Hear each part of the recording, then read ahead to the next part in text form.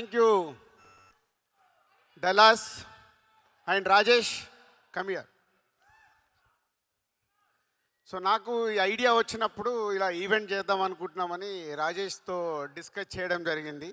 So మా దగ్గర చేయండి అన్న, ఆ ఈవెంట్ ఎలా ఉండబోతుందో మేము చూపిస్తా అన్నాడు. నిజంగా మీ లోపలికి వచ్చి చూసినప్పుడు మాకు ఆ ఫీలింగ్ కలిగించినందుకు రాజేష్కి, ఇక్కడ ఉన్న మెగా అండ్ పవర్ స్టార్ అభిమానులందరికీ, తెలుగు ప్రేక్షకులందరికీ థ్యాంక్ యూ రాజేష్. ఆసమ్. ఎందుకంటే ఆల్రెడీ మెసేజ్లు వస్తున్నాయి, ఈవెంట్ అదిరిపోయిందని. మనం లైవ్లో చూస్తున్నాం, ఇక్కడ ఉండి అందరూ ఫోన్లలో యూట్యూబ్లో చూసి మెసేజ్లు పెడుతున్నారు. సో అందుకు మీ అందరికీ చాలా థ్యాంక్ యూ. 1998లో మా వెంకటేశ్వర ఫిలిమ్స్ ఒకే ఒకటి సినిమాతో ప్రారంభమైంది. సో అప్పుడు ఫస్ట్ నేను శంకర్ గారిని కలవడం, అది ఎప్పుడంటే సినిమా రిలీజ్ అయ్యాక 100 డేస్ షీల్డ్ చంద్రబాబు గారు అండ్ శంకర్ గారు చేతుల మీద తీసుకున్న it's a memory for me. అలా ఒకే ఒకటి నుంచి డిస్ట్రిబ్యూటర్గా కంటిన్యూ అవుతున్నప్పుడు ఎన్నో సినిమాలు శంకర్ గారి చూస్తూ ఉన్నాం. వైశాలి అని మళ్ళీ తెలుగులో వారు ఈరమని తమిళ్లో తీసిన సినిమాని తెలుగులో రిలీజ్ చేయమని అడిగారు. సో ఆ రోజు నాకు ఇది బ్యూటిఫుల్ మెమొరీ అన్నట్టు. నేను ముందు కూర్చొని సినిమా చూస్తుంటే నా వెనకాల శంకర్ గారు ఒక ఆడియన్ లాగా వెనకాల కూర్చొని నాకు సినిమా చూపించాడు. Sir that forever my memorable moment. ఒక లెజెండరీ డైరెక్టర్ ముందు కూర్చొని నేను సినిమా చూశానని. అలా జర్నీ చేస్తున్న మాకు ఈ సినిమా శంకర్ గారు మా కో డైరెక్టర్ నరసింహారావు ద్వారా ఈ సినిమా గురించి నేను అడిగినప్పుడు రాజుగారితో సినిమా చెయ్యాలి, తెలుగు సినిమా చెయ్యాలి. సో దానికి నాకు రాజుగారే రైట్ అని నమ్మినందుకు ముందు శంకర్ గారికి థ్యాంక్ యూ. ఎన్నో సినిమాలు తీసిన శంకర్ గారు ఫస్ట్ టైం తెలుగులో ఒక స్ట్రేట్ సినిమా చేయడం. ఇందాక సుకుమార్ చెప్పాడు, ఎంతోమందికి మన కోరిక శంకర్ గారు లాంటి వాళ్ళు తెలుగు సినిమా ఒకటి చేస్తే బాగుండు అని. అది ఈ సినిమా ద్వారా మా సంస్థకు అవకాశం రావడం. It's a very happy sir, thank you. ఈ సినిమా అనుకున్న తర్వాత RRR షూటింగ్లో నేను చరణ్ గారిని కలవడం జరిగింది. చరణ్ గారిని కలిసినని చెప్పినప్పుడు న్యాచురల్గా RRR తర్వాత శంకర్ గారి సినిమా అంటే ఒక గ్లోబల్ స్టార్కి ఎలా ఉంటుంది పోతే అది మీరు జాన్ 10th రోజు చూస్తారు, అది మీకు తెలియదు. జాన్ 10th రోజు చూస్తారు కాబట్టి ఆ రోజు అర్థమవుద్ది. సో అలా శంకర్ గారితో జర్నీ స్టార్ట్ అయిన తర్వాత ఈ కథను అనుకోవడము, చరణ్ గారు ఈ సినిమాకి రావడం, చాలా 50 సినిమాలు అయిపోయాయి. 50వ సినిమా ఒక స్పెషల్ కావాలి. ఆ వెంకటేశ్వర స్వామి మాకు కలిగించినట్టుగా నేను ఇంత భారీ బడ్జెట్తో ఎప్పుడు సినిమాలు తీయను, చాలా జాగ్రత్తగా సినిమాలు తీస్తాను. ఫస్ట్ టైం 50th ఫిలిం ఒక భారీ బడ్జెట్, ఒక పాన్ ఇండియా ఫిలిం, ఒక గ్లోబల్ స్టార్తో తీయడం అనేది అది శంకర్ గారు ఇచ్చిన మాకు అవకాశం. సో ఆ జాన్ 10th కోసం ఇవన్నీ పట్టుకొని కూర్చున్నాను.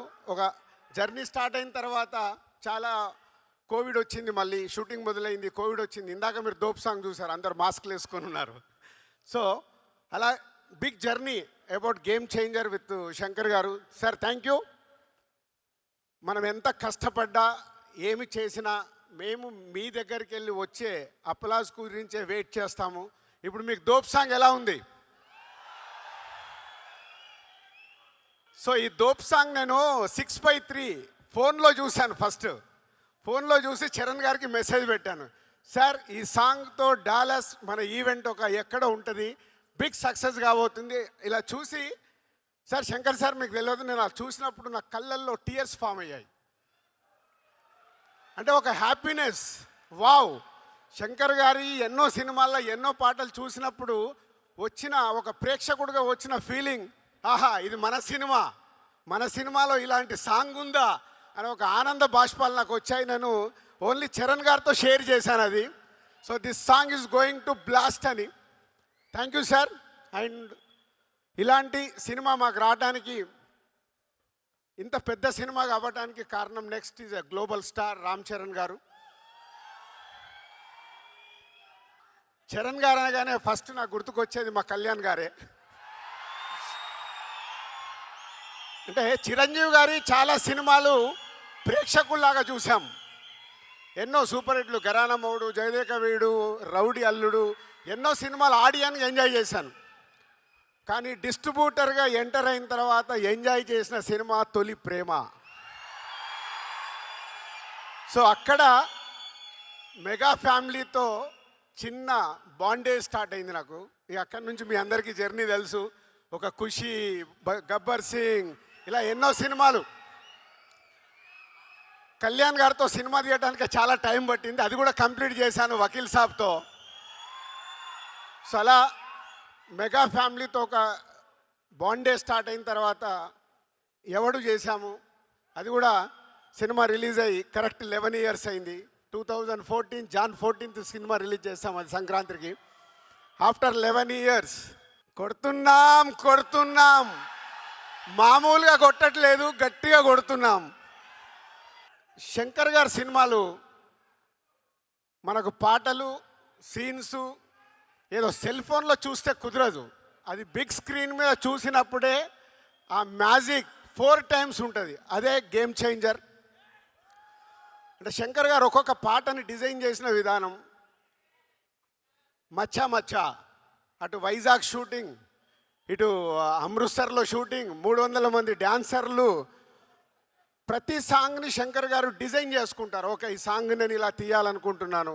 ప్రతి సాంగ్కి ఒక టాప్ కొరియోగ్రాఫర్ని పెట్టుకొని డిజైన్ చేస్తారు. అట్లా మచ్చా మచ్చా సాంగ్ కానీ, నానా హైరానా న్యూజిలాండ్లో చేశాం. అది చాలా ఎక్స్పెరిమెంట్ చేశారు మళ్ళీ ఆ సాంగ్ని శంకర్ గారు. అది రేపు మీకు థియేటర్లో చూసినప్పుడే అర్థమవుద్ది శంకర్ గారు విజన్ ఏంటి ఆ సాంగ్లో.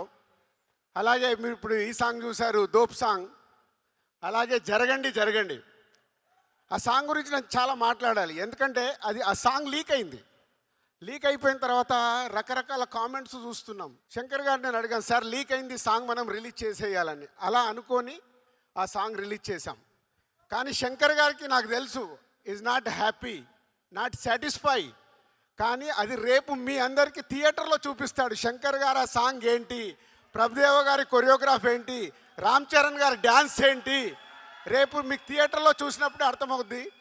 సో నేను దగ్గరుండి చూశాను. అలా ప్రతి సాంగ్ని డిజైన్ చేస్తారు శంకర్ గారు. ఈ సినిమాలో ఉన్న 5 పాటలు ఒక బిట్ సాంగ్, దేనికది అన్నట్టుగా. మీరు 4 చూశారు, ఇందాక అంజలి చెప్పింది ఇంకొక సాంగ్ ఉంది. సాంగ్ వేணுమా సాంగ్ ఇరుకు, ఫైట్ వేணுమా ఫైట్ ఇరుకు, hero villain Surya and hero గారికి క్లాప్స్ వేணுమా క్లాప్స్ ఇరుకు.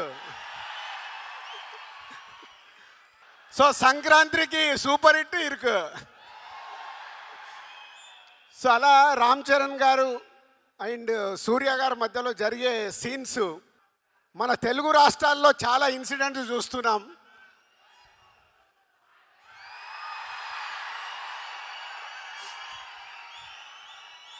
రేపు రెడీగా ఉండండి, పేపర్లు పెట్టుకోండి, జనసేన అవి పెట్టుకోండి. మీకు థియేటర్లో తెలుగు రాష్ట్రాల్లో జరుగుతున్న ఇన్సిడెంట్స్ చాలా కనిపిస్తాయి. కానీ ఇవి శంకర్ గారు 4 years బ్యాక్ రాసుకున్న సీన్స్, అవి ఇప్పుడు జరుగుతున్నాయి. అవే రేపు మీకు థియేటర్లో మీతో క్లాప్స్ కొట్టిస్తాయి. సో మీకు ఒక హై వోల్టేజ్ తెలుగు ప్రేక్షకులకి, అలాగే యావత్ భారతదేశంలో ఉన్న అన్ని లాంగ్వేజ్లో ఈ సినిమా రిలీజ్ అవుతుంది. అందరికీ ఒక కిక్ ఇస్తుంది. అలాగే మై టెక్నీషియన్స్ తమన్, శంకర్ గారి శిష్యుడు. ఇందాక అందరం చూసాము, ఒక్కొక్క సాంగ్ని డైరెక్టర్ గారితో కూర్చొని డిజైన్ చేశారు సౌండ్ పరంగా. విజువల్స్ శంకర్ గారు ట్వీట్. చాలా తిరు గారు and editors and other cost and crew ఈ సినిమా కోసం చాలా కష్టపడ్డాం. ఇది బిగ్ జర్నీ. ఆ జర్నీ ఎలాంటిదంటే స్టార్ట్ అయిన దగ్గర నుంచి జనవరి 9 వరకు వదిలిపెట్టకుండా నడిపియాల్సిన బాధ్యత నాది. నడిపిస్తూనే తీసుకొస్తున్నాను. అలా నా వెనకాల ఉన్నందుకు టీం అందరికీ హ్యాట్స్ ఆఫ్. ఎక్కడ కూడా ఆ ఎనర్జీలు వదిలిపెట్టకుండా లేదు, శంకర్ గారు అనుకున్న సినిమా రావాలి. ఎందుకంటే హీరోలకి, డైరెక్టర్లకి, ప్రొడ్యూసర్లకి అందరికీ సక్సెస్లు వస్తాయి, ఫ్లాప్స్ వస్తాయి. ఇండస్ట్రీలో చూడండి కాదు, కొట్టినప్పుడే దాని వర్త్ తెలుస్తుంది. అలా ఈ సినిమాని పట్టుకొని నడిపించారు శంకర్ గారు. ముందుండి మొత్తం టీం అందరూ ఆ ఎనర్జీతో ఇంకా వర్క్ చేస్తున్నారు. జాన్ 10th మీకు ఒక అద్భుతమైన సినిమా చూపించడానికి దానికి హోల్ టీమ్కి ప్రత్యేకంగా thank you very much, thank you. And specially Dallas thank you. First ఒక తెలుగు సినిమాకి ఇందాక అనిల్ సుంకర్ గారు చెప్పారు, ఫస్ట్ ఒక తెలుగు సినిమాకి ఇలాంటి ఈవెంట్ చేయడం మళ్ళీ ఈ గేమ్ చేంజర్తోనే గేమ్ చేంజ్ అయింది. ఎందుకంటే అంతా మీరే చేశారు సుమా గారు, అంతా వీళ్ళే చేశారు, అంతా మీరే చేశారు. ఎందుకంటే మిలియన్ల రెవెన్యూ తెలుగు సినిమాకి ఇస్తుంది మీరు. కాబట్టి మీ దగ్గర ఈవెంట్ జరగాలనే ఆ సంకల్పం మాది. ఆ సంకల్పాన్ని సక్సెస్ చేసినందుకు మీ అందరికీ thank you very much. And my boy, my brother, ఏదన్నా తక్కువే మా సుక్కుని. ఒక ఆర్య సినిమాతో మొదలై ఆర్య అప్పుడు నేను సుక్కుని ఇంట్రడ్యూస్ చేయడం కాదు, ఇద్దరం కలిసి జర్నీ మొదలుపెట్టాం. అది ఒక అద్భుతమైంది. ఆ అద్భుతం ఈరోజు మనకు ఒక అద్భుతమైంది సుకుమార్ అనే వ్యక్తి ద్వారా. ఇవాళ ఆల్ ఇండియాలో మన సుకుమార్ పేరు చెప్తే వా అనుకునే రేంజ్లో ఉన్నందుకు ఈరోజు మేము పిలవగానే ఇక్కడికి వచ్చినందుకు thank you Sukku and Buchibabu and Anil గారు అండ్ సతీష్ గారు అందరికీ thank you very much, thank you.